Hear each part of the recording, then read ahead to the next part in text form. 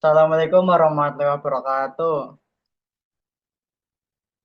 Perkenalkan nama saya Dimas Siti Nugroho, otomotif ya teknik otomotif yang saya hormati Bapak Slamet Riyadi, MT dan teman-teman sekalian. Terima kasih yang sudah hadir pada Zoom kali ini untuk mendengarkan materi dari saya tentang CVT dan rantai cara kerja rantai juga ya itu ya nanti. Nah, langsung saja kita akan pembahasan pada CVT. Apa itu CVT? CVT itu singkatan dari Continuous Variable Transmission. Adalah sistem transmisi otomatis yang revolusioner berbeda dengan transmisi manual yang memiliki rasio gigi tetap. CVT sendiri itu menyediakan rasio tidak terbatas yang dapat berubah secara kontinu. Ini berarti mesin selalu beroperasi pada putaran optimal, memberikan akselerasi tanpa hentakan. Jadi CVT ini yaitu berarti kayak transmisi antara berarti kayak tengah-tengahnya lah untuk menghubungkan mesin truk as dengan roda seperti itu untuk menggerakkan si roda tersebut. Nah, rasio rasio gigi itu tidak terbatas, menyesuaikan secara otomatis untuk efisiensi maksimal. Jadi kalau kalian itu menggunakan motor matic itu nggak usah memindah gigi. Jadi si gigi itu udah otomatis gitu, transmisi udah otomatis seperti itu. Nah, komponen utama pada CVT, bagian CVT depan ini bagian penggerak CVT depan ya. Bagian CVT depan bertanggung jawab untuk menerima tenaga langsung dari mesin. Komponen ini bekerja sama untuk menyesuaikan diameter pulai premier secara langsung mempengaruhi rasio transmisi. Jadi pada bagian CVT depan ini ya itu apa bekerja sama untuk transmisi antara mesin dan roda gitu. Nah, terus ini ada komponen-komponennya ya di Oh iya. bagian gerak depan. Yang pertama itu ada pulai premier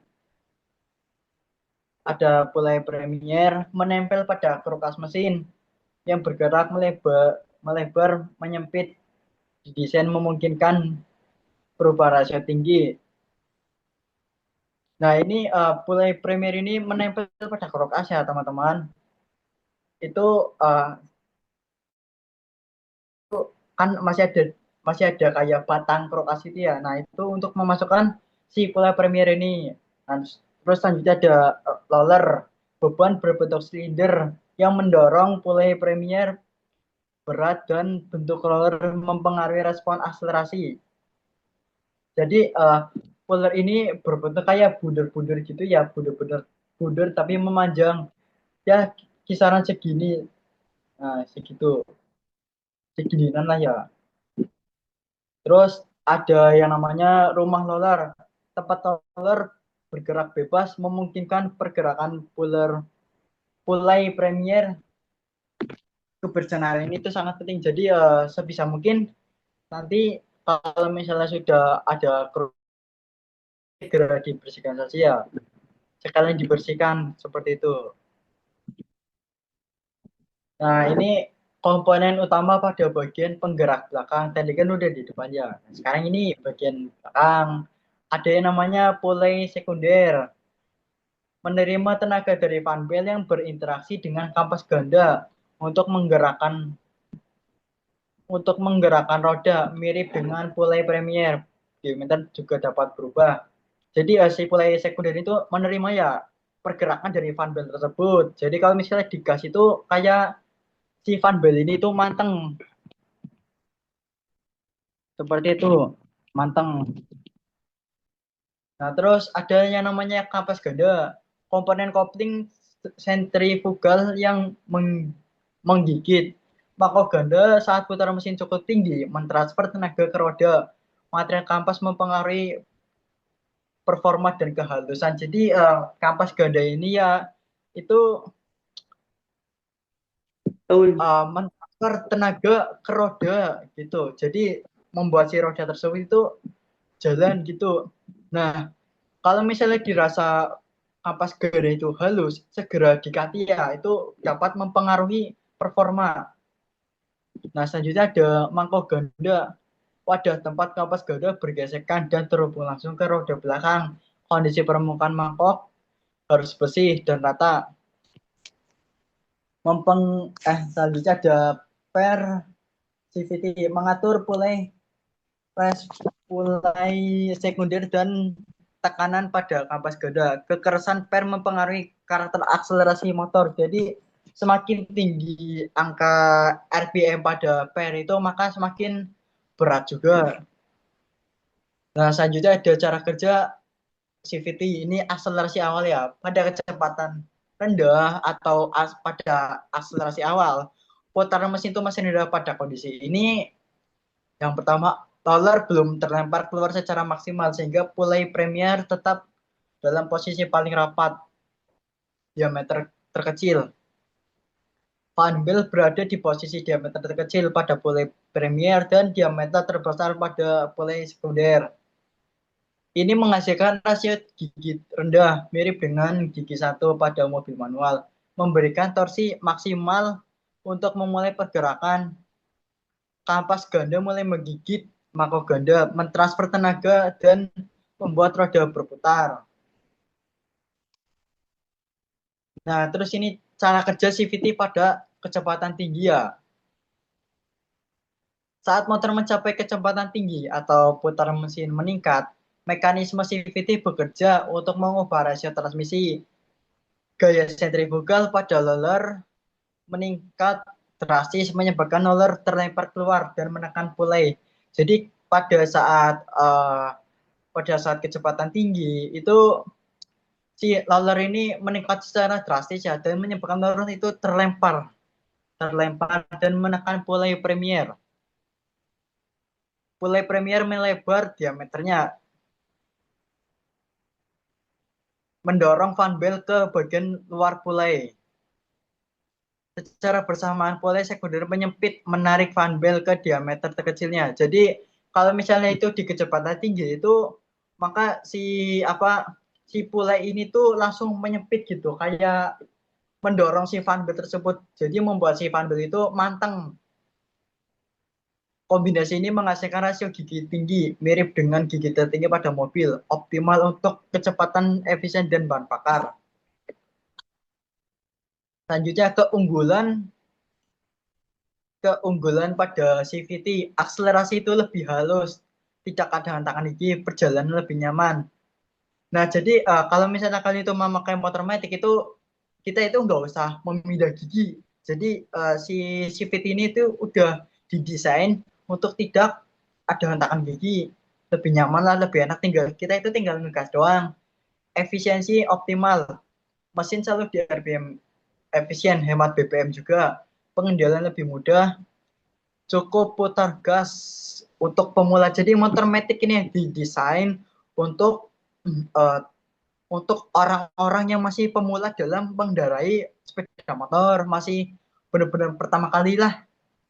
Responsif, rasio gigi selalu pas, performa selalu siagap. Jadi kalian itu tinggal ngegas saja, nggak usah memindahkan gigi secara manual, nggak kayak motor manual seperti itu.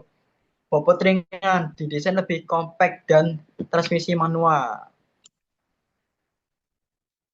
Masalah umum yang terjadi pada CVT motor metik ya, meskipun efisien, CVT juga rentan terhadap beberapa masalah yang perlu diperhatikan. Yang pertama itu gredik atau getaran, sering disebabkan oleh debu menumpuk pada kampas ganda, kampas yang haus, atau mangkok ganda yang baret.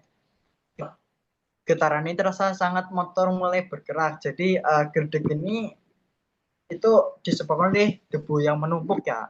Nah, selanjutnya suara berdecit, menderung atau menderu. Itu fan bellnya sudah mulai halus, kering atau lalu sudah penyang. Sebaiknya diganti saja.